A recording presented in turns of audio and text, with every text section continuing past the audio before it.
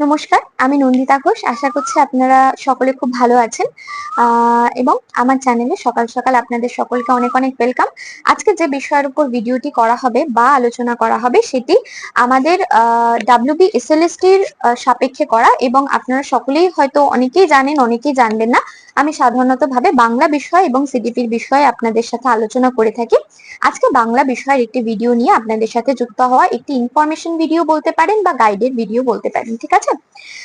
এটি একটি সিলেবাস সংক্রান্ত, আমাদের WBSLST সিলেবাস সংক্রান্ত একটা তরফ থেকে বইয়ের ক্ষেত্রে যারা মূলত ভাবে বইগুলোকে মার্কেট চলতি বিষয়পত্র থেকে কেনেননি, তাদের জন্য একটা গাইডেড ভিডিও। মানে মূলত কথা, আপনি কোন বইগুলো পড়বেন এবং আপনার সিলেবাসের সাপেক্ষে যে বইগুলোকে সামনে রেখে আপনি পড়াশোনা করবেন সেই বইগুলোর একটা গাইডেন্স। এবং অনেকের কাছে চেনা অচেনা হতে পারে, অনেক পূর্বে হয়তো তারা ওই বইগুলো পড়েননি বা পরবর্তী সময় পড়েছেন বা আপনাদের কাছে অ্যাভেলেবেল নেই, সেই একটা জিনিসকে আমি দেখানোর চেষ্টা করবো যে বইগুলো প্রথমত দেখতে কিরকম হয়। আমরা অনেক সময় মার্কেটে গিয়ে ভুল বইও কিনে আনতে পারি, যে সেম ফ্রন্ট কপি থাকে না বা অন্যান্য কিছু। তো প্রত্যেকে যারা কিনবেন বা নেবেন বা জেরক্স করবেন তারা সতর্কভাবে করবেন, একটু পরিচিত হয়ে করবেন। সেই পরিচিতির এই ভিডিওটা কিন্তু আপনাদের সামনে তৈরি করা বা আপনাদের সাথে ক্লিয়ার করা যে আপনাকে কি কি বইগুলো পড়তে হবে। আমার কাছে এই মুহূর্তে ওয়েস্ট বেঙ্গল আমাদের স্কুল সার্ভিস কমিশনের একটা তথাকথিত ভাবে আগে প্রকাশিত হওয়া একটা সিলেবাসের কপি রয়েছে, যেখানে আমি 9, 10, 11, 12 দুটো সম্পর্কে কথা বলবো। এক্ষেত্রে আপনি বলে রাখি যে যারা 9, 10 এবং 11, 12 পরীক্ষা দেবেন, তারা প্রত্যেকেই এখনো অব্দি মনে করা হচ্ছে যে দুটো ভার্সনে আপনি পরীক্ষা দিতে পারবেন, অর্থাৎ দুটো টপিকেই পরীক্ষা দিতে পারবেন, অর্থাৎ উচ্চ মাধ্যমিক লেভেলেও পরীক্ষা দিতে পারবেন এবং মাধ্যমিক লেভেলেও। এক্ষেত্রে আপনার কিন্তু প্রত্যেকটা বই পড়তে হবে যেটা উচ্চ মাধ্যমিক এবং মাধ্যমিক লেভেলে রয়েছে। বাংলার ক্ষেত্রে বলছি, বাকি কোনো সাবজেক্ট না, বাংলার ক্ষেত্রে বলছি। এবং কি কি বইগুলোকে পড়তে হবে আমি একটু দেখিয়ে দিই আপনাদের।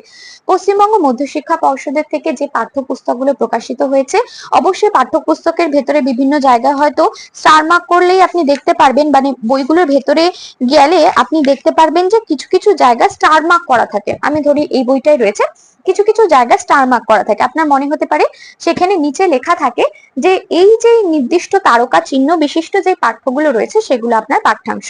কিন্তু আপনি যখন পড়াশোনা করবেন, আপনি মনে রাখবেন আপনি চাকরির পরীক্ষায় যাচ্ছেন এবং আপনাকে প্রত্যেকটা বিষয় পড়তে হবে। আপনি যদি সূচিপত্রে চলে যান, এটা আমাদের 10ম শ্রেণীর একটি বই, পাঠ্য বই। এখানে আপনারা ফ্রন্ট ক্যামেরায় কতটা বুঝতে পারবেন আমি ঠিক জানি না, এখানে দেখবেন বিভিন্ন জায়গায় কিন্তু আমাদের তারকা চিহ্নগুলো করা রয়েছে, ঠিক আছে। তারকা চিহ্ন, এই যে জ্ঞান চক্ষুর এখানে দেখুন, এখানে পাশে একটি তারকা চিহ্ন রয়েছে। এই তারকা চিহ্ন অর্থ এবং নিচে লেখা থাকে যে আপনার এগুলো পাঠ্যপুস্তকে পাঠ্যের অন্তর্গত, মানে আপনাকে এগুলো পড়তে হবে এবং পরীক্ষা দিতে হবে। কিন্তু যারা শিক্ষকতা লেভেলে পরীক্ষা দেবেন তাদের জন্য এটা খাটে না। অনেকের মনে হতে পারে কি বোকা বোকা প্রশ্ন করছে, এটা আমরা সকলেই জানি। অনেকের না জানা থাকতে পারে, বিশ্বাস করুন অনেকের না জানা থাকতে পারে, তার সাপেক্ষে কথাগুলো বলা। এবার কি কি গুলো পড়বেন আমি একটু বলে দিই। আপনি 9, 10 এ পরীক্ষা দিন এবং 11, 12 এর পরীক্ষা দিন, আপনাকে কিন্তু পুরো সিলেবাসটা পড়তে হবে। 9, 10, 11, 12 দুটোরই সিলেবাস পড়তে হবে, ঠিক আছে। অর্থাৎ দুটোরই পাঠ্যপুস্তক আপনাকে পড়তে হবে, দুটোরই ভাষা বিজ্ঞান এবং দুটোরই কিন্তু সাহিত্য কথার যে পোর্শনটুকু রয়েছে পাঠ্য বইয়ের, সেগুলো আপনাকে পড়তে হবে। মোটামুটি এই সমস্ত বইগুলো, এই যে বইগুলো দেখতে পাচ্ছেন, এটা একাদশ দ্বাদশের বই, এটা আমাদের মনে হয় এটাও একাদশ দ্বাদশের বই, এটাও একাদশ দ্বাদশের, এবং এগুলো সমস্ত কিছু আপনাদের 9, 10 এর বই। এই প্রত্যেকটা বিষয় আপনাকে পড়তে হবে। আমি একটা একটা করে প্রত্যেকটা বলে দিচ্ছি। অনেকের কাছে মনে হতে পারে বিষয়টা কোথাও গিয়ে মনে হতে পারে না এগুলো দরকার নেই, আপনারা না দেখে স্কিপ করতে পারেন, কিন্তু কিছু মানুষের দরকার হতে পারে। একটু ধৈর্য সহকারে যদি দেখেন তাহলে বুঝতে পারবেন। আপনাদের কাছে আমি একটু বিষয়গুলো ক্লিয়ার করার চেষ্টা করছি। আমাদের প্রথমত আমরা যখন পরীক্ষা দিয়েছিলাম আমরা জানতাম না, আমরা মাদ্রাসা সার্ভিস কমিশনেও যখন পরীক্ষা দিয়েছি এই ধরনেরই সিলেবাস ছিল, তো সেক্ষেত্রে আমাদের জানা ছিল না। তো আমাদের কাছে এই ভিডিওগুলো ভীষণ হেল্পফুল মনে হতো। আমার মনে হলো আমি কোথাও গিয়ে করলে আমার স্টুডেন্টের কাছেও সেটা হেল্পফুল বলে মনে হবে। প্রথম যেটা আপনাকে দেখাবো সেটা হচ্ছে বইটির নাম সাহিত্য সঞ্চয়, এবং যেটি নবম এবং দশম প্রথম ভাষাতে রয়েছে। এখানে আপনি দুটো বইকে দেখতে পারবেন। এটি 10ম শ্রেণীর সাহিত্য সঞ্চয়ন, আমাদের এটি 10ম শ্রেণীর সাহিত্য সঞ্চয়ন বই, যেটি দেখতে এরকম। ফ্রন্ট ক্যামেরায় বলে আপনি উল্টো দেখতে পাচ্ছেন, কিন্তু আপনি যদি বইয়ের সারফেসটাও চিনে রাখেন, প্রথম পার্টটিও চিনে রাখেন, তাহলে বই দুটোকে এরকম দেখতে। এটি নবম শ্রেণীর সাহিত্য সঞ্চয়, এটি 10ম শ্রেণীর সাহিত্য সঞ্চয়ন। এই দুটো বই গেল, এই দুটো বই আপনার পাঠ্য হবে। এবারে যে দুটো বইয়ের কথা আমি বলবো সেটা হচ্ছে দ্বিতীয় ভাষা নবম দশম শ্রেণী, এটাকে সাহিত্য সম্ভার বলে। এটি দ্বিতীয় ভাষা, যাদের ল্যাঙ্গুয়েজ দ্বিতীয় বাংলা হিসাবে নেওয়া হয়েছে তাদের জন্য। এক্ষেত্রে আমার কাছে দুটোই পিডিএফ কপি ছিল, যে পিডিএফ কপির একটা কপি এই মুহূর্তে আমার সামনে রয়েছে, তার জন্য একটা কপি দেখাতে পারছি। আপনারা এভাবে মধ্যশিক্ষা পর্ষদের যে আমাদের পেজটি রয়েছে, ওয়েব পেজটি রয়েছে, সেখান থেকে পিডিএফ আকারে ডাউনলোড করতে পারেন মার্কেট থেকে।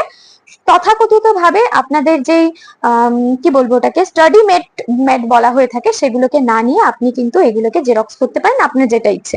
মানে মূলত ভাবে আপনি দেখে রাখুন, এই হচ্ছে বিষয়।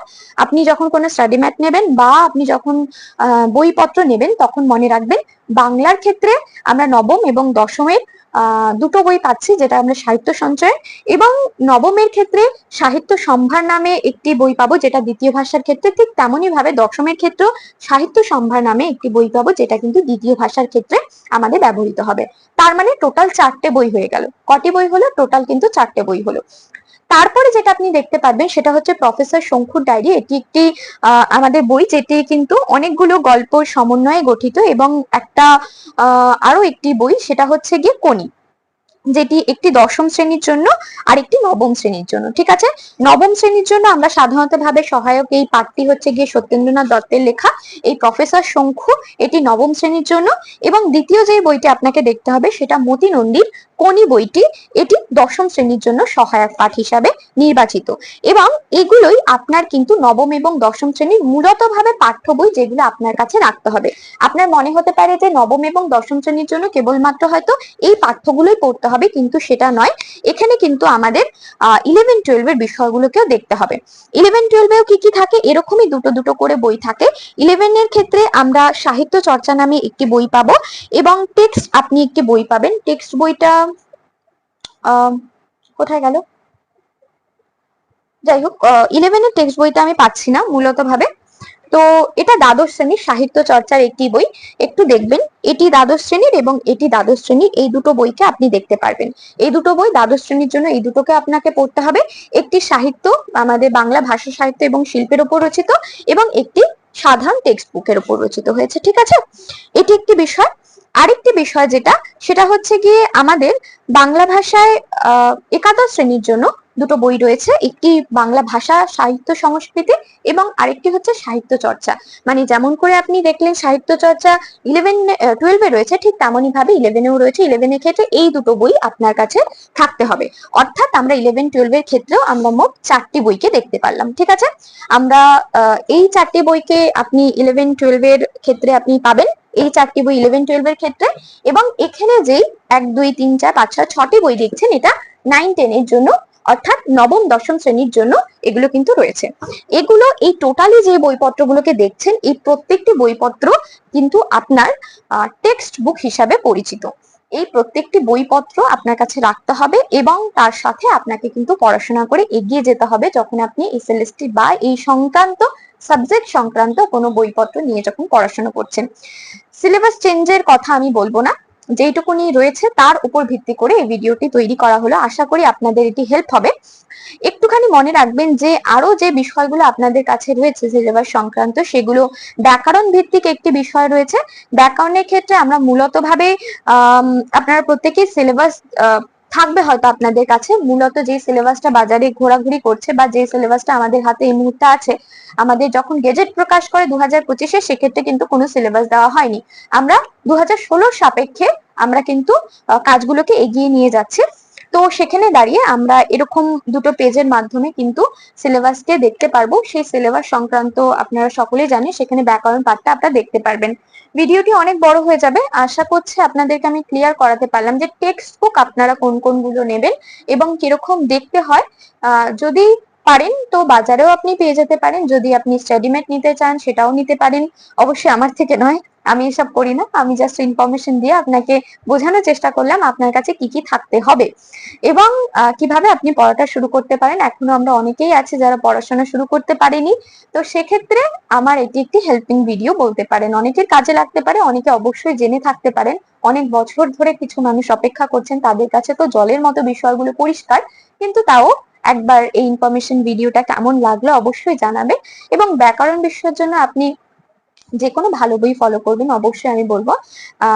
কোনো বুক প্রমোশন নয়, তবে আমরা যেরকম ভাবে বামনদেবকে ফলো করে থাকি, অনেকের কাছে টাফ মনে হতে পারে, কিন্তু আমি আপনাকে বাজার চলতে কিছু বইয়ের সাথে কম্পেয়ার করে দেখাতে পারি বামনদেব ঠিক কতটা সঠিক এবং কেন সঠিক।